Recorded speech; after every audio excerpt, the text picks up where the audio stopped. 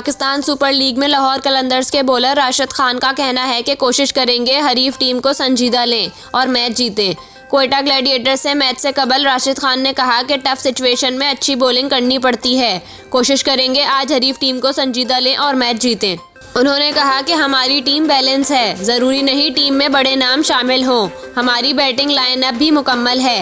राशिद ने कहा कि लाहौर में गेंद बहुत ज़्यादा स्पिन नहीं हो रही, बाउंड्री भी छोटी है। लाहौर में कंडीशंस टफ हैं लेकिन मेहनत करते हैं। वाज़ेह रहे कि PSL 8 में पॉइंट्स टेबल पर 8 पॉइंट्स के साथ सरफहरिस्त टीम कलंदर्स का आज लाहौर में क्वेटा ग्लैडिएटर्स के साथ मुकाबला होगा।